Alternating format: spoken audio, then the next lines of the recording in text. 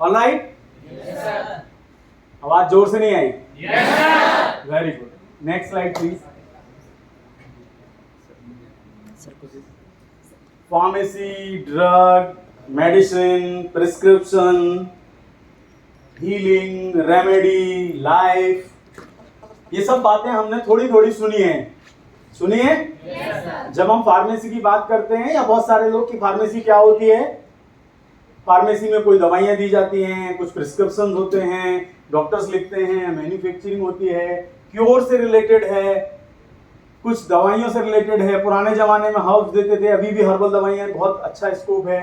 तो इन सबको लेकर इस तरह की कोई बातचीत है जो फार्मेसी के लोग करते हैं, isn't it? जैसे आपकी स्टेटस है वैसे मेरा स्टेटस भी था। 12th के बाद जब मैंने फार्मेसी में एडमिशन लिया तो पहली बार तो पता ही नहीं था फार्मेसी क्या होता है। ये 100% तय बात है, क्योंकि फार्मेसी में बहुत कम लोग अपनी चॉइस से आते हैं, या तो इंजीनियर बनने वाले थे या वो डॉक्टर बनने वाले होते हैं। वो फार्मेसी एक ऐसा सब्जेक्ट है जिसके बारे में पब्लिक अवेयरनेस 2000 में तो और कम थी। अब तो बहुत सारी कॉलेज हैं, कोर्सेज हैं, लोग जानते हैं। 2000 में कोई जानता नहीं था फार्मेसी क्या होती है। जब मैंने एडमिशन लिया तो मुझे भी कुछ भी नहीं पता था कि फार्मेसी में एक्चुअली में है क्या, बट इतना पता था मेरे पास दो चॉइस था, इंजीनियरिंग करूं या फार्मेसी। तो मेरे घर वालों ने मुझसे पूछा कि क्या पढ़ना चाहते हो दोनों में से। तो मैंने कहा मुझे मशीनों के बारे में तो नहीं पता, पर आदमियों के बारे में पता है कि जब तक आदमी है तब तक हेल्थ है, हेल्थ के इश्यूज हैं, मेडिसिन की रिक्वायरमेंट है, कुछ अच्छा ही होगा, दवाइयों में तो कुछ ना कुछ अच्छा ही होगा। तो ये सोचकर मैंने फार्मेसी को चूज किया एज ए प्रोफेशन। लेकिन मुझे जब 20 साल 24 साल हो गए हैं, आज मैं वापस मुड़कर देखता हूं, जब फर्स्ट ईयर में मैं था तो मुझे ये लाइन समझ में आती है कि pharmacy is a work of heart. जो दिल से काम करेगा, जिसके अंदर इंपैथी होगी, जिसके अंदर संवेदनाएं होंगी, वो दवाइयों को ज्यादा अच्छे से समझ पाएगा। क्योंकि दवाइयां, अगर हम और आप में से कोई बीमार हो जाता है, इमेजिन करिए आप जब हॉस्पिटल में होते हैं तो आपको क्या लगता है, किसी भी कीमत पर ठीक हो जाए, किसी भी कीमत पर ठीक हो जाए। डॉक्टर से कहते हैं प्लीज मुझे कोई भी मेडिसिन दे दीजिए, इंजेक्शन लगाना हो इंजेक्शन लगा दीजिए, इस दर्द से मुक्ति दीजिए, इस इन्फेक्शन से मुक्ति दीजिए, मुझे ठीक कर दीजिए एट एनी कॉस्ट। क्योंकि बीमारी किसी को भी हो सकती है, ये भेदभाव भी नहीं करती।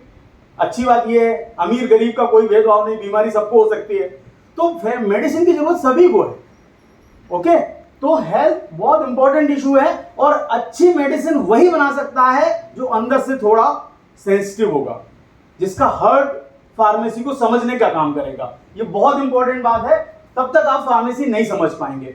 तो फार्मेसी समझने के लिए संवेदनशील होना भी जरूरी है, जो बहुत इंपॉर्टेंट पार्ट है। जब तक आप बीमारी नहीं समझेंगे तो दवाई नहीं ढूंढेंगे, isn't it?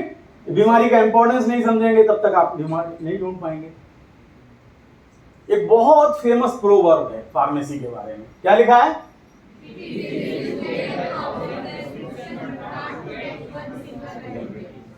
आपको डॉक्टर्स हजारों प्रिस्क्रिप्शन लिखने वाले मिल जाएंगे, क्योंकि डॉक्टर्स को तो यही काम है कि प्रिस्क्रिप्शन लिखना है, डायग्नोसिस किया, लिखना है। बहुत आसान काम है। एक बार बीमारी पता चल गई, खांसी हो रही है, 4 दवाइयां लिख दी, isn't it? आपके पैर में दर्द हो रहा है, बुखार आ रहा है, 4 दवाइयां लिख दी। पर एक रेमेडी खोजने में, एक बीमारी का इलाज खोजने में बहुत मेहनत लगती है, जो बैकग्राउंड में फार्मेसी के लोग कर रहे होते हैं, जो कई सालों की मेहनत का रिजल्ट होता है। उस रिजल्ट को सिर्फ लिखकर एक क्रेडिट लेते हैं मेडिकल प्रोफेशनल। तो हमारे जमाने में हम ऐसा मान के चलते हैं कि मेडिकल प्रोफेशनल ही बहुत सारा काम करते हैं, या डॉक्टर हैं तो वो भगवान है। नहीं, डॉक्टर भगवान हैं, उनका एक अपना रोल है, लेकिन उनको जो एसेट और टूल्स हैं वो कौन दे रहा है?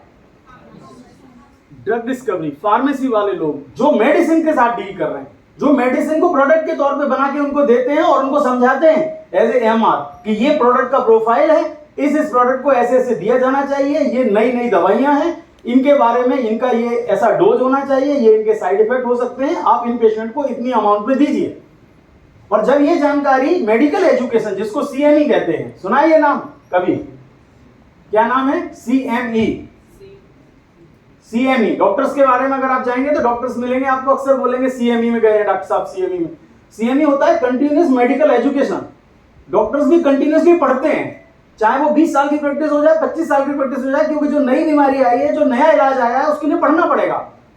और वो कंटिन्यूस मेडिकल एजुकेशन लेते हैं जहां पर फार्मा के एक्सपर्ट रेगुलेटरी, इंडस्ट्री में भी रेगुलेटरी डिपार्टमेंट होता है जो मैन्युफैक्चरिंग हो रही है उस पर भी ध्यान देते हैं कि भाई ये प्रोडक्ट मार्केट में जाएगा या नहीं जाएगा, इसको लाइसेंस मिलेगा या नहीं मिलेगा। ये नॉर्मल खाने पीने की चीज नहीं है। Medicine is not a ordinary item. Medicine कैसा है?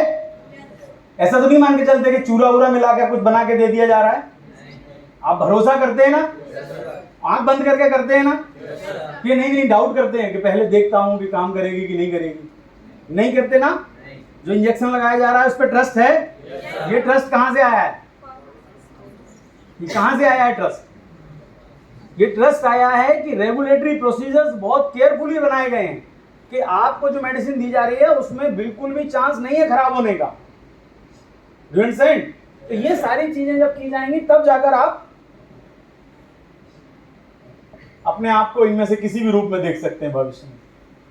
आप रिटेल फार्मासिस्ट हो सकते हैं, आप डिस्कवरी करने वाले R&D करने वाले फार्मासिस्ट हो सकते हैं, आप वैक्सीन वगैरह की जो खोज हो रही है, आपने देखा अभी कोविड में था, आगे आएगा, मैं डिस्कस